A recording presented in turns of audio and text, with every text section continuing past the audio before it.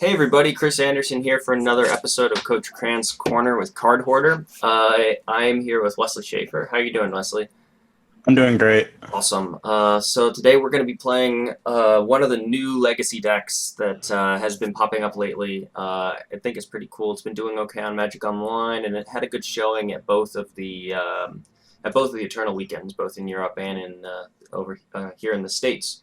And this is something that you've been working on a little bit yourself, right? Yeah, I mean, it's one of the oldest archetypes in Legacy. Yeah, Reanimator in some extent has been around for basically as long as Entomb has been printed. That card is an incredibly powerful Magic card, and like there was a good Reanimator deck in Standard when it was around.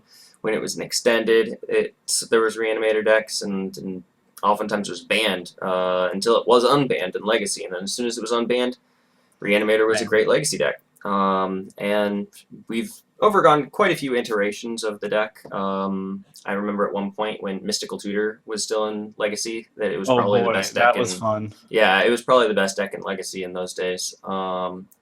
But these days we've cut a lot of the blue cards, and it's looking just like this bare bones, not messing around, brutal Reanimator strategy. So, Yeah. yeah, why don't you go There's- over a few of the cards and what makes this different than your typical Reanimator deck in Legacy? So most Reanimator decks, like in the past of Legacy, were black-blue. Hmm. Um, Usually you have the blue for Ponders, Preordain, Brainstorm. Right, just solid card selection. Yeah, your cantrips, Careful Study. Hmm. But then when Faithless Looting was printed, it's just a better Careful Study. Right, careful study with flashback, you get two of them. Yeah, so there was like a couple Grixis decks going around, but you'd rather just play two colors and have a really good mana base. Okay, that makes sense. Which we are Grixis, but we'll get to that later. Hmm. So basically, you have five-ish categories of the cards in the deck. You have mana production, Okay, yep, you got your petals and your dark rituals. petals, dark rituals. You run one of the lowest land counts in Legacy, besides like Belcher or Hoopsell spells. Yeah, 14 lands is hardly any. 14 lands with only 7 mana producing lands. Yep, because of the fetches. Yep. Then you have 8 ways to put creatures into your graveyard. Okay, You've got 4 Entombs and 4 Faithless Lootings. yeah. Which Faithless Looting can be used to sculpt your hand and like go for like Let's see. It looks like we've also got access to Thoughtseize and Unmask, though, and we can target ourselves with those cards, too. yes. So if we're in a pinch, then we can get those things in our graveyard. Yeah, and in a pinch we can use Thoughtseize and Unmasked to target ourselves to get rid of our cards.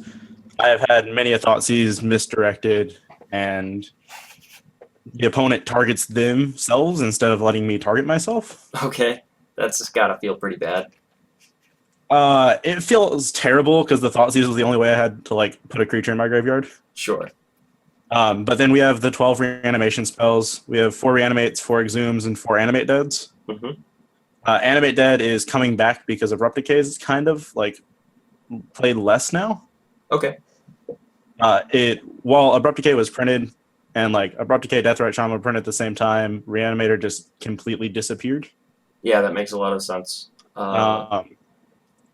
Mostly like the fact that Animate Dead is a permanent and doesn't really do anything if they just can automatically Abrupt Decay it. Right. Then we have the 8 protection spells, which are 4 Unmask and 4 Thoughtseize. Hmm. We can use them to target ourselves, or we can use them to target our opponent, get rid of their Force of Wills, their Swords to Plowshares, any of their relevant cards. Okay. And then it looks like the last things we've got is our fatties. We have 10 fatties. We have the 3 you can't play without, which is Grizzlebrand. Hmm. A Tidespout Tyrant, because you can just tempo your opponent out. Sure. Yeah, I like Tidespout Tyrant as just the best answer possible that doesn't get Caracas. Yeah, but the fact is with Red-Black Reanimator, you can often go off on turn 1, and one of the best things to put into play on turn 1 is Sire of Insanity. For sure. Because you have a 6/4 or 5/4 beater, and no one has a hand anymore. Right, yeah, I've got a Crawworm, no one else has anything. Yep. I got a Crawlworm, you get to draw a card per turn, and you're going to discard it. Also in the deck, we have 4 Chancellor of the Annex. Okay. Yeah, that which card saw a little bit of play in some of the hypothetical Hypergenesis decks that never really made it to Modern. so we never really got to see the full potential of this card. But I think it's really, really strong. It's really strong in oops all spells Okay. because it's just if you can go off faster than your opponent, they don't have the extra mana to pay for it. Right. Also, just getting it into play and making it so that your opponent has to pay an extra mana for everything that they do will just shut off a lot of decks.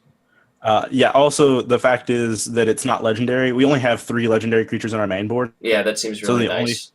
only 3 things that get Karakas. Mhm. Also, if their first spell gets cast after you've already put Chancellor in play, they have to pay 2 extra mana for it, Yep, that sounds right. which is relevant if you reveal it during your opening. Okay. And then the sideboard So, yeah, has let's go on to the sideboard. yeah. In the sideboard, we have the traditional package of Ancient Tombs, Show and Tells, and 2 other creatures. Okay, and yeah, these are the white creatures that are they basically have the highest impact of basically any kind of creature, but they're not necessarily great against every deck. Like They're against elves, there's really nothing good more against you'd like than non-Karakas decks. right. So you can be fine against the Karakas decks main board, but against the non-Karakas decks, sometimes you need an Elish Norn to just kill all their creatures, or an Iona to stop them from casting any spells. Yep, sounds good. We have Pithing Needles to target things because sometimes we have problems. Pithing Needle can't target Karakas, or can't name Karakas, right? I believe it can. Yeah, Pithing Needle can name Karakas if Right. need be. Revoker can't do Karakas. Yeah, Revoker can't do Karakas. We have Collective Brutalities as more ways to like target our opponents. Mhm. They're also you can escalate and discard fatties to drain a creature for -2/-2 or deal your opponent 2 life and you gain 2 life. Yeah, seems really solid. Collective Brutality has just been a really good way to trade resources. Since the escalate effect requires no mana upgrade, you're basically trading 1 for 1 multiple times. So I think it's shown to be a really powerful card, and in a deck where being able to discard cards is a bonus rather than a drawback, I think it's really going to shine, and this is one of those decks.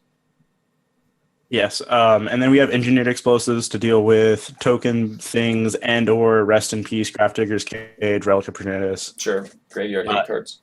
Graveyard hate cards. And yeah, we do splash into blue for the Show and Tells because sometimes Show and Tell is just a way better reanimation spell. Okay. Especially like against decks that are going to be heavy on the graveyard hate. Mm-hmm.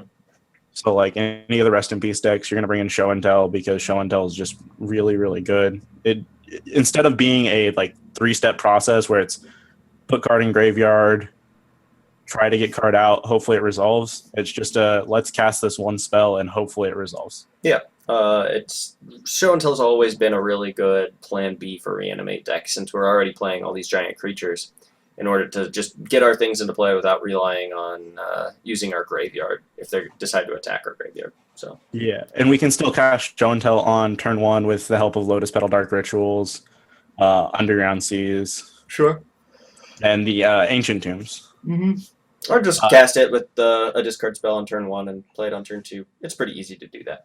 Yeah, and on top of that, we can like a lot of Reanimator decks can't hardcast any of their stuff, but we can theoretically hardcast Griselbrand's and Sire of Insanities. Yeah, Sire seems actually completely reasonable. Griselbrand's going to be kind of tough, but just a couple of Dark Rituals is really all you need to get an early Sire of Insanity on the board. Yeah, and just going to the parity of 0 cards in hand for everyone, and then you're ahead on board is usually really good. Yep, I agree. All right, so let's go ahead and play this in a Legacy League and see how this new Reanimator deck stacks up against what Legacy has to offer.